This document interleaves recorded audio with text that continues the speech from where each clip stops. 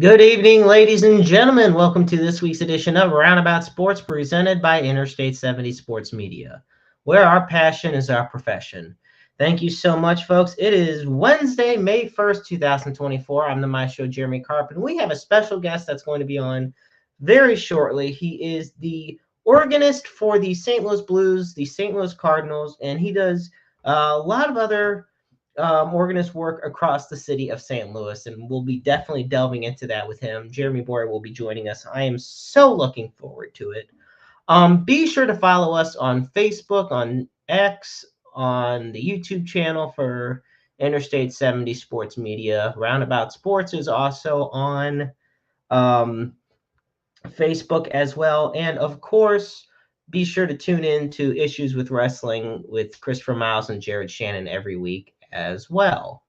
You can also, last but not least, last plug I guess I got for now is be sure to look up us on interstate70sports.media for all the latest news and information. With that said, folks, before we begin, I want to give a special shout out to a good friend of mine, Tyler Cooley, who was announced as the Master of Ceremonies for the St. Louis Independent Wrestling Hall of Fame ceremony later on this year. Now, I mean, this will be taking place on June 23rd. Tyler, he works in IEW Wrestling. He works with New Genesis Wrestling and IWA Productions. I've met him many times. He's been a frequent guest on wrestling podcasts that I've been a part of. Fantastic guy. Um, and so I just couldn't be more proud for him to receive this distinct honor of being the master of ceremonies at just 20 years old. So Tyler, congratulations to you. That's a phenomenal achievement, and I can't wait to see you there. With that said, folks, I'm gonna bring on Jeremy Boyer now. He is one of the most talented organists you could ever possibly know. He is one of the most humble gentlemen you could ever possibly know, and he has a smile that lights up any room he walks into. So, folks, welcome to Roundabout Sports, the one, the only, Jeremy Boyer. Hey, everybody. Jerry, how you doing this evening? Great. How about yourself? I'm doing all right. This is interesting. We got the Jeremy and Jeremy going on tonight. I get a kick out of it. It's the little things, you know. So I guess the first thing I have to ask is, what are your thoughts on what's going on with the Cardinals this season? I mean, it's still pretty early to tell. I mean, I know that last year was kind of the same way where they got off to a little bit of a slow start. They have been playing better lately, although I know they dropped the series to Detroit today, but had been playing pretty well up to that point. Pretty good road trip. Come back to St. Louis, I guess, later this week on Friday, and hopefully they kind of pick back up where they were earlier in the road trip. Do you feel that this team has shown any signs of improvement over the team that lost 91 games last year? I do think that they have better pitching. It's a little bit more stable. You know, you're getting a little bit more strikes. We're not walking so many folks, which is important. You know, we don't want to give a lot of free base on balls. So, you know, then it comes down to the offense. And maybe as things kind of heat up in St. Louis, temperature-wise, maybe the bats will come alive a little bit too, and that'll be helpful. Let's switch gears now to the St. Louis Blues. A little bit more up your alley, your forte. Another rough season, but at the same time, do you feel that they exceeded some expectations? I mean, yeah, they missed the postseason, but in a weird way, I mean, they hung in there until pretty much the last week of the season. Yeah, I mean, and I think the Blues had shared that on social media as well, was that they had been the most improved team over last year, which is great. You know, I mean, I think everybody knew that there'd still be a little bit of struggle this year.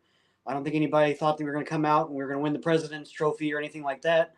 So, I mean, I think that, you know, there's that growth, and we'll see what Army does this summer, and you know, which direction he goes with the coaching search, if it's you know, Bannister still, or if he brings in a new coach. and how that leads the team. But definitely some improvements.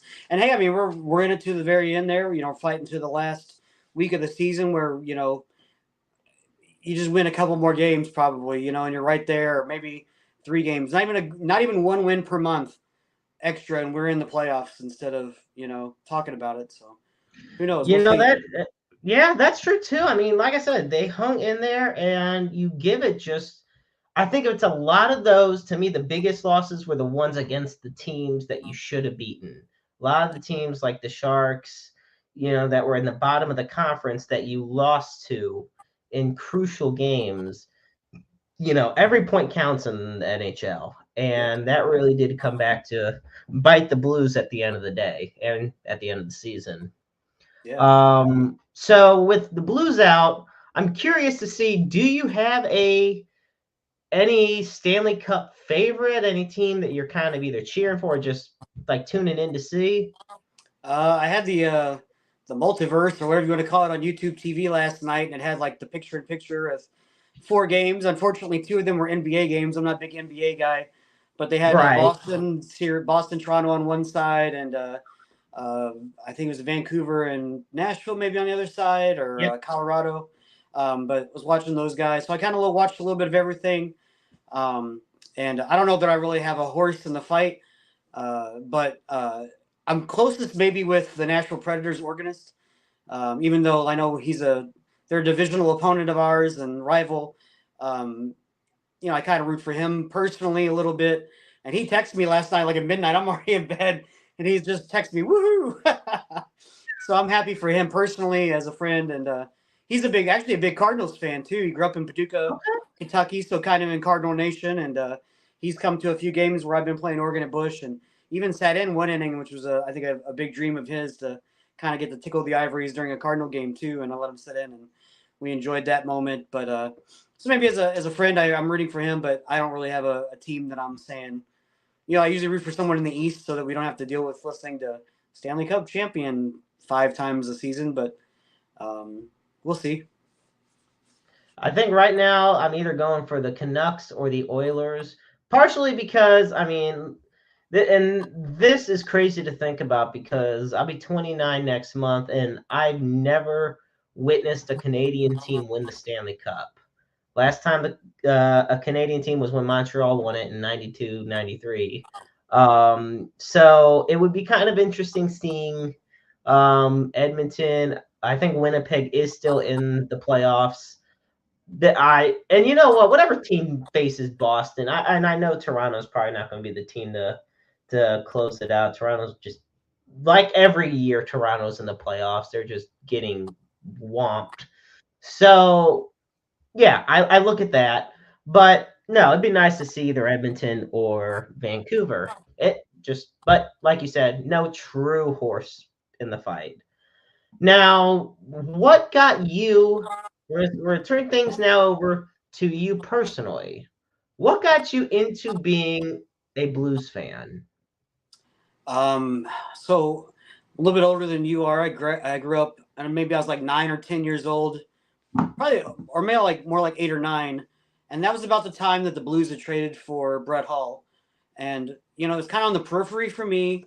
I grew up in a small rural town about an hour south of St. Louis, in Potosi, Missouri, that did not have hockey or ice skating or any kind of place where you could get into that sport as a kid to play.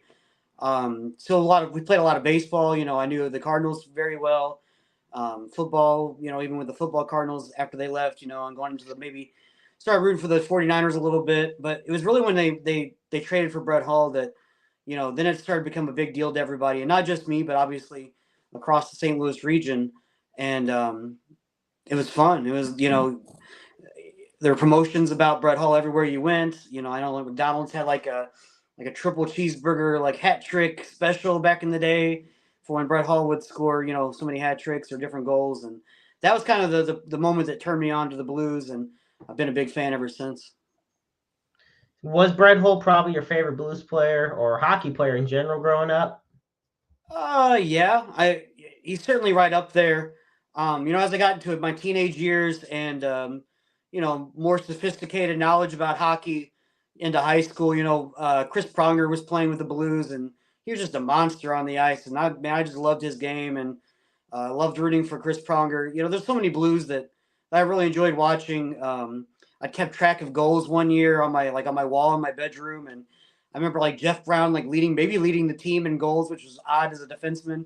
And those were fun years. And then the Hall and Oates era, and Shanahan, and Garth Butcher, and Curtis Joseph, and all those guys. But man, I loved watching Chris Pronger in those years in the late '90s and early 2000s, and especially him and big Al McGinnis, and I was gonna say Al McInnes was definitely a one. Him and yeah, Pronger and Brett Hull were the big three that I always followed growing up as a Blues fan. Those were the big notable guys. And then I yeah, remember when Hull ended up leaving and like McInnes, I remember like just seeing the degradation of that team, and I was just yeah, I was gut wrenched.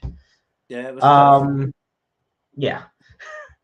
So now it goes without saying for long time now. I mean, we're probably over, about 20 years now. You've been the organist for the St. Louis Blues. Mhm. Um, when did you first take interest to playing the organ? So I was about 12 years old, I guess, when I started wanting to learn how to play the organ. I was in band and choir in school, and I learned how to read music, and I learned how to appreciate music. My parents were musicians in high school, and they had a love for music that they shared with me, more so like through like listening to music and those kinds of things, and talking and supporting me as a musician in school. But I was also big into sports, and I loved playing sports. And in fact, in high school, I played 4 sports a year. Um, this was before everybody had to dedicate to one sport all their life. And I would play Right. like football in the fall, and I'd wrestle in the winter, and I'd run track in the spring, and I'd play summer baseball. And I loved doing all that. And at the same time, I was in all like the band classes, and I went to a small school. You got to get to do all those things, and I was in the choir classes, and so that kind of led to the marriage of the music and the sports. And when did your first like professional gig come about as being an organist? So I guess after high school, probably I think a small church nearby had hired me to play for some of their services, and not much pay, but hey, I was a kid. I was like, this is fun. I love doing what I do, and they were happy to have me. And of course, not a lot of people play the organ, so and especially in a rural area, there's not a lot of folks to draw from. So I was happy to find a place to play a little bit and get some more experience, and that was kind of my first, I guess, professional paid job. Now, you also, if I remember correctly, were an alumnus of Southeast Missouri State, right? Yes, And you had done organ work down there for one of the baseball teams, or for their baseball team, correct? yes. Tell me how you went about like approaching them for that. So I guess when I started at SEMO, I was in the marching band, and I auditioned for the show band, which was like their basketball pep band for basketball games. And I played keyboards in the band, and I loved it. And I was like, I'd gone to baseball games there before I'd gone to school down there. A high school classmate of mine was the captain of the team, I think, whenever I started at SEMO. And so I knew a little bit about it. And I knew that the coach had gone to a lot of basketball games. The baseball coach had gone to a lot of basketball games. And eventually, after like maybe halfway through the season, I'd gone to some games already. And I shot him an email, and I was just like, "Hey, would you be interested in having a live organist? I play in the show band. I've got this experience. And he's like, "Sure, come on down. We'll see what you got." And I played a game, and they liked it, and they kept me. So did it for several years, even after graduating. When I was still living in Cape, I was playing for SEMO baseball, and like even like their semi-pro wood bat team in the summer. And I played I don't know how many games in the summer, and it was a lot of fun. And when you started working with the Cardinals, I mean, you learned a lot, and I'll prop his picture up here for those that may not be familiar. You and I, especially, are familiar with him, but he was the late, great Ernie Hayes, longtime organist for the St. Louis Cardinals. Now, it was in an era when a lot of teams were starting to shift to just like electronic music and generic like music and stuff. Ernie Hayes was one of the few guys that was still doing, traditional old school style organ playing. What was it like working alongside Ernie um, early on in your professional career? It was a blast. I loved Ernie as a man, as a musician. Great guy, great mentor to me. As I was playing at SEMO, I had gone to a winter warm up at the Millennium or whatever it was called at the time, and I think that was the first time I met Ernie. And he's at a upright piano in this ballroom or the small ballroom or meeting room, and he had a session. I was not missing that, so I went to that. And afterwards, I'd asked him if he had music to like "Here Comes the King" or those kinds of things, and he's like, "Give me your address." And he sent me some stuff, and it was awesome. And I was just like blown away. I'm like, autographed copy of "Here Comes the King" from Ernie Hayes. Like at that point, I'm just like, this is incredible. I love that. And so I had his address, I had his email address, I knew how to get a hold of him and stuff. And then I think maybe the next spring, I heard him on KMOX before a Cardinal game, and he's talking about how he has a number of students and he's always looking for more students. And I reached out to him. I'm like, hey, would you be interested in having me as a student? Would you be willing to have me come up and learn some of the tricks of the trade from you? And he's like, absolutely. So I think maybe once a week I drive from Cape Girardeau to Maryland Heights to his house, and he had a studio at his house, and we would learn together, and he would teach me all kinds of things, not necessarily just sports related, but as a musician, just how to get better at the organ, but also sports things and tempos and pacings, and a lot about life and just being a professional musician. And I just loved it. It was a great experience.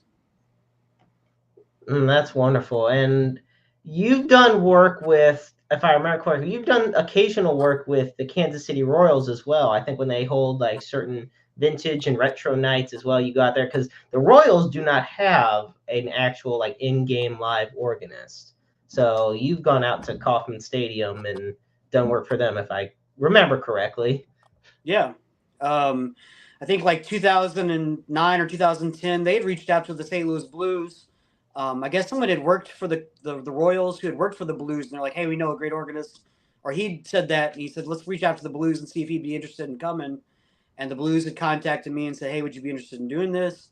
I'm like, yeah, absolutely. That'd be great. Would love to, Major League Baseball, sure. And at that time, I hadn't played for I sat in with Ernie for Cardinals games, but I hadn't played at Busch on a regular basis. So I'm like, this might be a chance to play some Major League Baseball games. And I'd already done minor league baseball before that, but it's a different level. And, so they would bring me over. And like, this is like 2010 through 2015, maybe.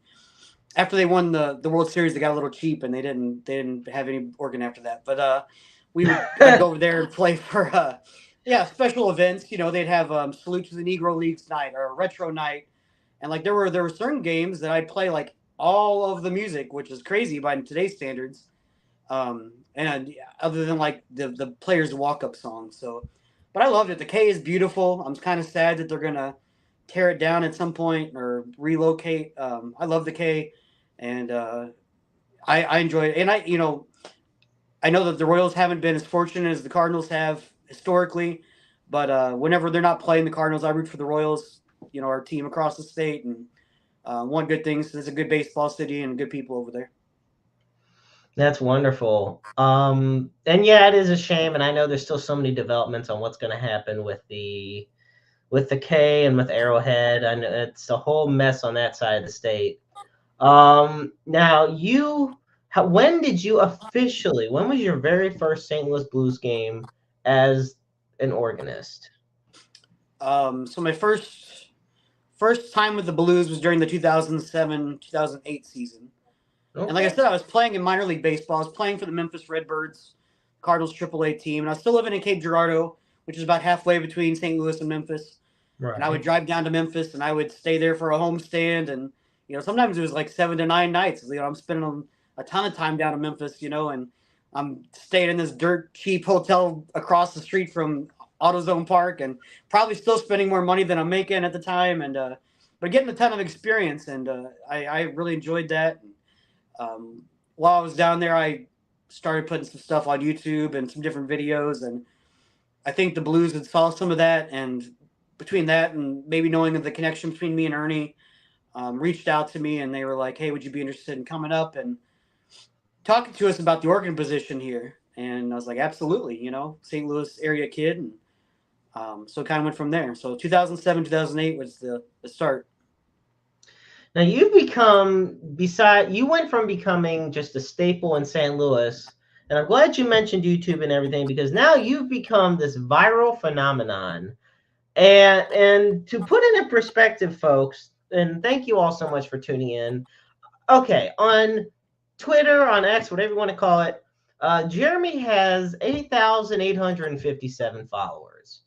On Instagram, he's got 25.6 thousand followers. On TikTok, he has 298,000 followers. Okay, Jeremy, first question I got to ask, where did this explosion come from? I mean, holy crap. Well, you kind of mentioned earlier how like a lot of ballparks have gone to either canned music entirely, or a lot of the same things in every ballpark. There's so many people who don't realize that in a lot of places there are still live organists. They're doing this in real time, and they're excited about it. They love the fact that it's live, and they love that it's not canned, and that I can respond at any time to anything. And whenever I share those kinds of videos of something happening, something I'm not even anticipating necessarily, um, they get a kick out of it. They think it's so fun, or enjoyable to watch. And there's things that I put up there that I know ahead of time I'm going to record or play, and just something that I think that sports fans, St. Louis fans especially, would enjoy hearing and seeing a kind of behind the scenes glimpse of that. But yeah, fans even across the country or even beyond. I mean, I get comments from Germany and Finland and Asia. Just all over the world. Which is I have to use like the Google Translate a lot of times to see what they're saying. But they love the spontaneity, and that a lot of what's happening is happening in real time. One thing I forgot to mention with this whole viral phenomenon with you is the fact that, I mentioned how many followers you have, but, it goes well beyond that. You have right now over 7 million likes on TikTok. And some of your popular videos, I still think Still Dre is one of my all-time favorite TikToks of yours. Has got over 10 million views. And, I read a story a while back where some fans, and you're always, up high at Enterprise Center, I believe section 328. Now, a group of teenagers who recognized you from TikTok, came up to you and asked for an autograph and pictures and everything. I mean, what does that mean to you on a personal level, just knowing how much of an impact you're making? Well, I think I love getting to interact with fans. That's what I like. I think the most about my job, especially at Blues games. I am out in the crowd, like I'm sitting amongst the fans, like everybody else is in 328, and a lot of folks come by, and I enjoy sharing whatever I can to help make them have a fun game or an experience at the game. And you know, for me too, it's like maybe it goes beyond sports too, where like I know there's a lot of little kids who come up, and I let them sit on the organ bench, and I let them touch the keys, in intermission and stuff. And maybe that's the spark that helps them to one day be a musician, be an organist. We don't have a lot of organists, anymore, just in general in life. And, it doesn't have to be at sports. It could be at their church. It could be wherever, or a pianist, that could accompany whatever. And I hope that's something that spurs a little bit of a spark of interest in music, and something they share with others and that they carry throughout their lives. You mentioned about, it doesn't even have to be just at sporting events. It could be at church. Now, you are also the organist for the Archdiocese of St. Louis. Am I correct? I work at St. Francis of Assisi in Oakville. They're off Telegraph, and I'm their director of music and organist, and do masses, play their masses there. How do you feel that? Do you feel that connection with your music and your faith? I know you're very, you know, religious, powerful man. Like, and how well does that blend together for you? Yeah, I mean, Saint Augustine said that singing is praying twice, and I sing and play a lot for almost every mass, and it helps you to dive a little bit deeper into your faith, and it helps you to express yourself, especially through your music, in a way that maybe a spoken prayer or a quiet prayer can't. And I feel like whenever I'm playing, that I'm putting my heart and soul into what I'm doing, and for me personally, but also for others who are there at the church, and hopefully that's something that sparks something in them too, and helps them to enter into prayer a little bit deeper and their relationship with God to get a little bit closer to through music. And whenever they're not at church, maybe they can remember a tune that I played that they enjoyed or something, and they're humming that to themselves later, and remembering those lyrics, and use that as a form of prayer themselves. We're going to turn the clock back just a little bit to 1999. This is one of the people don't realize this is one of the biggest moments in the history of the city of St. Louis. This is when Pope John Paul II delivered mass at the then TWA Dome, which we know now as the Dome at America Center. And you were selected to sing for him at that event. Tell me what it was like, to be in the presence of His Holiness the Pope, John Paul II. It was amazing. I mean, just amazing. I'm living still in Potosi. I was going to Mineral Area College, a junior college in Park Hills, not very far from here at the time. And I'd heard that there were auditions, and like I said, I'm in like a select choir at the college. I'm thinking, why not? Let's give it a shot, see what happens. So I drove up to St. Louis to the Cathedral Basilica. I auditioned, and I'm 18, 17, 18 years old at the time. I'm very young, and just hadn't, very raw. And I asked the director, I'm like, so did I make it? And he's like, well, we'll put out a list later, but yeah, I think you're probably going to be in. And I was like, yeah. So like, I'm just giddy. I'm driving home, again, back to Potosi, Missouri. And I'm just so over the moon about it all that like, I totally forgot to even get gas. And I like break down on the way home. And luckily someone like drove me like a half mile to the gas station. Thankfully they were a good person and helped me get some gas in the car. But man, I was just so excited about it. And then getting to do it, just amazing. I was 18, I think, when the Pope came, and I stayed in a hotel there on Lindell Boulevard, not too far from where he was staying at. I stood outside on the sidewalk for like 5 hours to watch the Pope Mobile come by when he first got to town, and it went by about 80 miles an hour. Got a quick glimpse. But singing at the Mass, I just chills. And to know what Pope John Paul, St. John Paul II, meant to everybody at that time was, and being able to sing for him was amazing. I was going to say, and we have a picture from that day when he was at the TWA Dome. And I know that if I can remember correctly, I mean, this was. I'm bear with me. I remember over 100,000 people were here to see His Holiness the Pope at this event, and it's just a historic event in the history of St. Louis, Missouri. And I just think it's fantastic that you had the pleasure of taking part in that.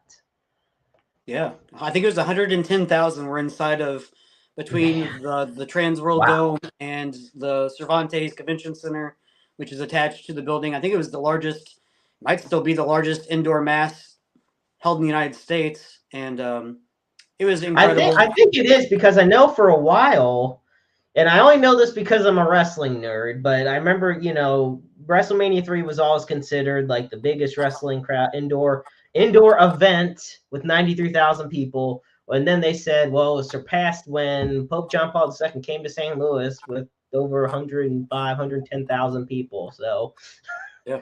The only reason I know the approximate attendance numbers for that. But that's still amazing. Now, we'll turn it back a little bit forward again. You know, you remember the years the Blues were just, they were the perennial playoff teams that never won the cup. Mm-hmm. Um, Now we'll head to 2019 during that just historic, unprecedented run to the Stanley Cup championship. Um, I mean, we'll go to the parade. You had said in a previous interview that you'd be playing when the Saints go marching in, or when Blues go marching in, all day and night if they won the Stanley Cup. Did you live up to that word when they won the cup? I definitely did not sleep that night. I just like the players. I was up well beyond the sunrise the next day.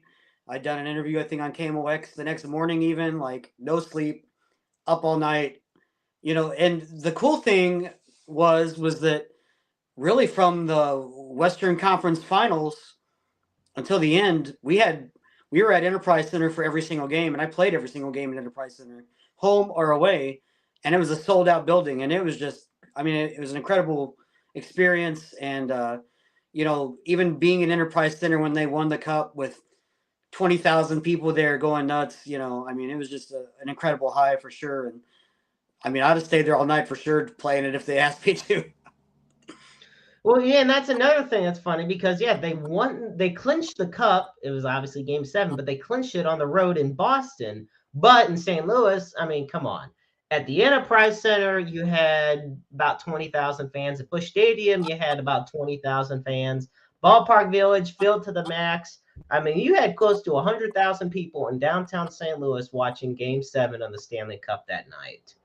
And I mean, you could hear the fireworks across the entire metro area when they finally won that game. Yeah. Yeah, incredible. And then I think in pregame of Game 7, they opened Busch Stadium, like you said, and a friend of mine, Justin Barr, who does STL from above, who's a drone pilot, texted me like, "Hey, we hear you playing over here." I didn't realize it, but they were piping over all the music from Enterprise Center to Busch Stadium, so it was pretty cool that they're hearing me play after goals, and just even like "Let's Go Blues" chants and different things that we were having over at Enterprise Center too. So very, very cool. So as a longtime St. Louisan, longtime Blues fan, organist for the organization, I have to ask you, what did this moment mean to you? Just floating on air, man. It's like, it does it get any better than that? You're under the Gateway Arch. There's a million people downtown, and you get the chance to hoist the Stanley Cup and kiss it.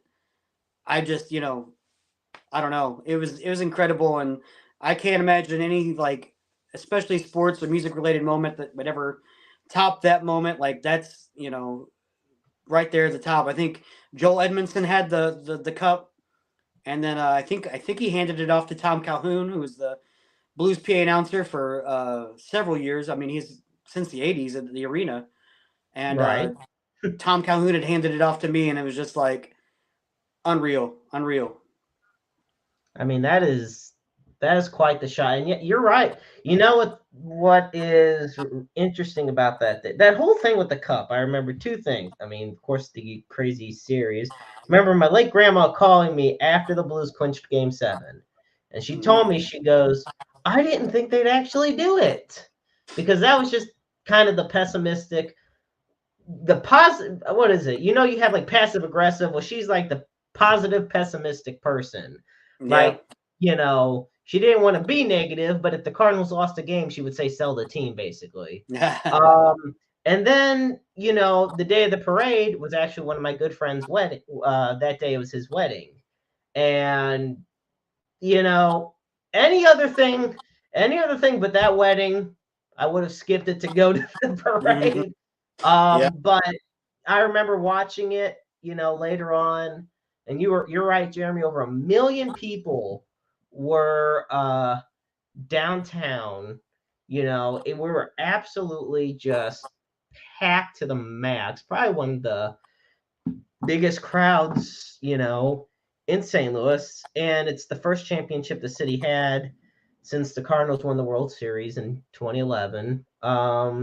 And of course, the Blues were the last expansion team from the '67 expansion to win a Stanley Cup.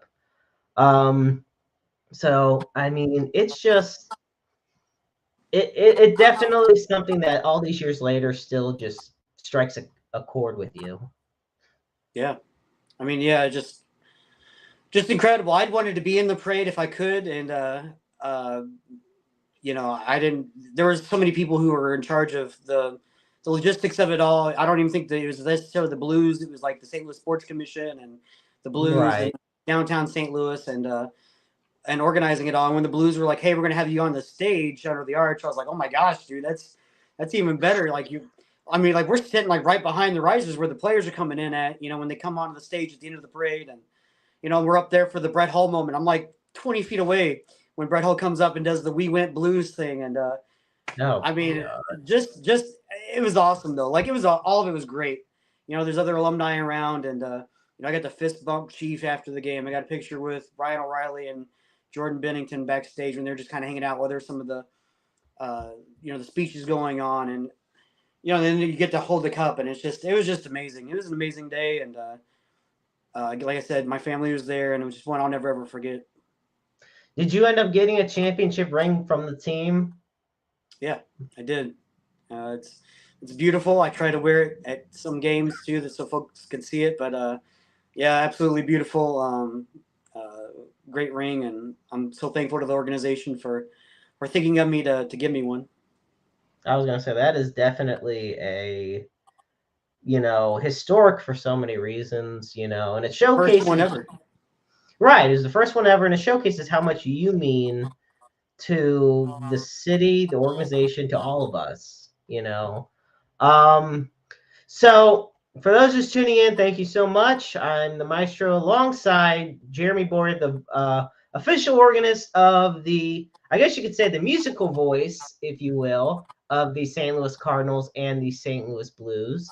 We've talked about how viral you are on social media, the TikTok storm, but you've also done musical arrangements of your own aside from that. One of the examples is you have an album called, and if I can, here we go.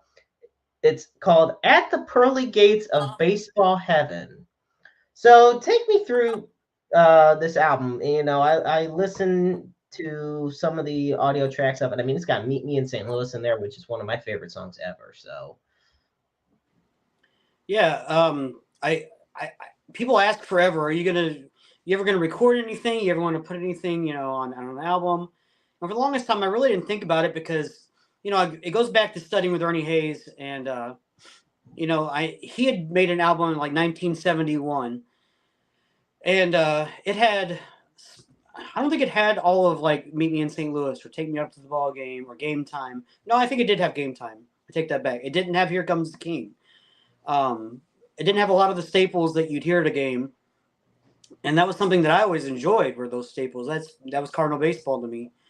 But he also always warned me that like this is a way that you might replace yourself one day, and they're just going to use your recordings, and then they're not going to use you anymore. And I was always leery of that for a long time. And I think I got to the point where I realized that like if they wanted to replace me, they're going to replace me, and it doesn't matter if I make an album or not. If if they wanted to, they could just get some internet, blah blah blah blah blah, generic organ music and put it in there. But I just don't get that sense. And maybe I'm wrong, but like I don't get that sense from the Cardinals and the Blues. They're very committed to the organ and to live music, and the whole blues theme this year was live music and the blues. Um, that's true. so I decided to go ahead and record an album. And honestly, the reason I did baseball first is because I have a Lowry organ in my home, which is like the same kind of organ we use at Busch Stadium, and it was the easiest to do first. And so you have that authentic Lowry sound that we have at Busch. And I sat it down and I wanted to do it. And one of the ones I for sure wanted to do for the longest time was "Here Comes the King," because there was no recording of that, not on the organ, and that's the staple. That's like the staple song for St. Louis sports, especially, but in particular the St. Louis Cardinals. With opening day and the playoffs, and seventh, eighth inning, the Clydesdales, and I wanted to make that recording and share that with people, and I made like ringtones of shorter versions they could use for those who used to use ringtones or text tones. I did that. The name of the song, the album, "At the Pearly Gates of Baseball Heaven," has an interesting story, if you didn't know. So I think in like 2014 or 2015, I'm playing at a game. I can't remember if I think it's like Cardinals and Reds, and it's like in early September. And I'm just playing as always, and I get a text that like, "Hey, Mike Shannon is talking about you on the radio," and he would do that occasionally, which you know, rest in peace, Mike. He's a great man, and I love that he would always share that with fans. And again, it kind of makes it more personal. Even with like he's like, our in-game engineer is Jim Jackson is helping us with the sound, and he would always acknowledge those people, and that was awesome to me. And to get mentioned by Mike was obviously a big deal to me, but he had mentioned me one night, and he had, a fan had texted me and he said, "You're at the Pearly Gates tonight," and then there's an awkward silence. He said, I think Jeremy Boyer's at the Pearly Gates tonight," and there's just dead silence for about 10 seconds. Then you hear his chuckle, and John Rudy jumps in and goes, "Well, I hope he's still with us." And then I start playing again, and Mike jumps in and goes, "Hallelujah, there he is." So I was like, "That's it. That's the album title, At the Pearly Gates of Baseball Heaven." It just, it was perfect. And so I asked the Cardinals for permission to use that audio, because you have to get the express written permission of Major League Baseball to use a broadcast, and the Cardinals were very helpful in securing that for me, and I was able to get that clip of Mike Shannon saying that, and it's on the album, and it was just perfect to add that as the title, and really make it feel like a true ballpark experience. That's what I wanted it to be. It starts off in pregame with like the pregame set. Here comes or not, "Here Comes the King." "Take Me Out to the Ball Game," the pregame version. "Meet Me in St. Louis," "Game Time," the Star Spangled Banner, which is introduced by John Hewlett, the U-Man, who was the PA announcer for I think 40 years or more. Okay. I love that John was willing to help me out with that. Kind of brings you through the game as you go along, gets to take me out to the ball game. And again, the U-Man introduces that. "Ladies and gentlemen, boys and girls," just as he always does. "Please stand and join in singing 'Take Me Out to the Ball Game,' led by stadium organist Jeremy Boyer." And then I play it, and it goes all the way through like the victory fanfare at the end of the game, and so it follows the course of the game with some like clap along stuff and other tunes. So hope fans that want to download it, it's everywhere: Spotify, Amazon, um, iTunes, anywhere you get your music, you can find it. You know, that I was gonna say, I know a lot of people were listening to it in the as a precursor to opening day, Yeah. heading into the home opener and everything. And some of the tracks here, of course, you have the victory fanfare. You got one I like, the Missouri Waltz. There's the one with Jeremy Boyer, "At the Pearly Gates of Baseball Heaven." Yeah, the Star Spangled Banner. I mean, it's all there, and I was gonna say, anywhere you can probably get, like, this one's the one I'm looking at from Apple Music. So all your different musical downloading And places you one can that go. one that I get asked about a lot, like a lot of folks remember the old fanfare after a base hit that Ernie would play. Yeah.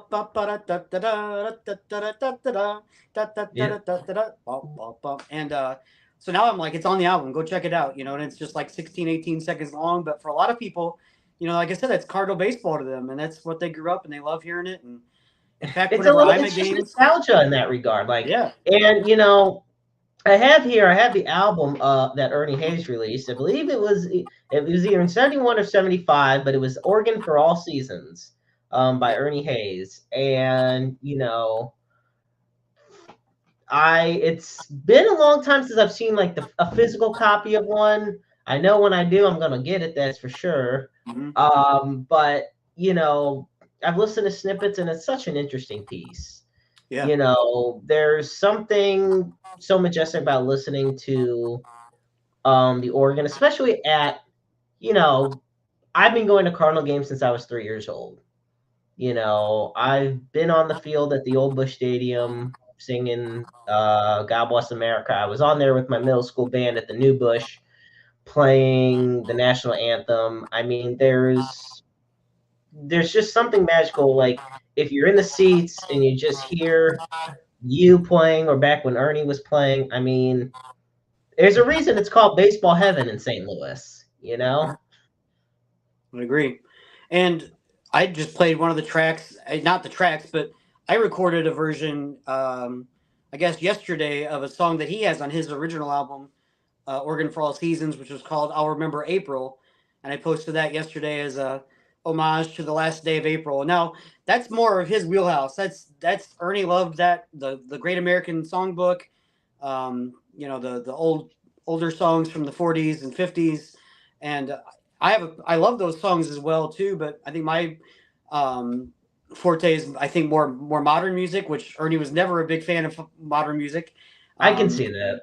yeah, so he was definitely a little bit more old school, but he never like was like, you can't do modern music. In fact, he always would encourage me, you do what you think that uh, is your passion and what you want to do. Don't ever do it because I do it. I make it your own. And that was a big pointer to me. I didn't have to try to replicate him. I didn't have to try to be him. I wasn't going to be him, but I was able to do what I was good at and what I excelled at, which is different than what he excelled at.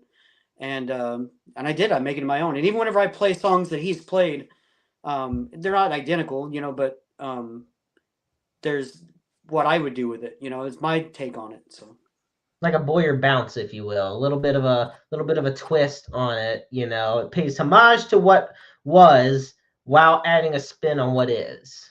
yeah, and I think he played hit on his album. I think it had like it was more of a Latin like tango beat behind "I'll Remember April," and I did it with like more of like a jazz or big band type beat with it. And both work, or both are different ideas, and but it was a great tune, and I just thought, like I said, it was appropriate for the end of April, and a lot of folks maybe don't know the tune, but it was written by Miles Davis, and I included some of the lyrics on that, so maybe that introduces them to the song and something that they will listen to in April next year. Exactly.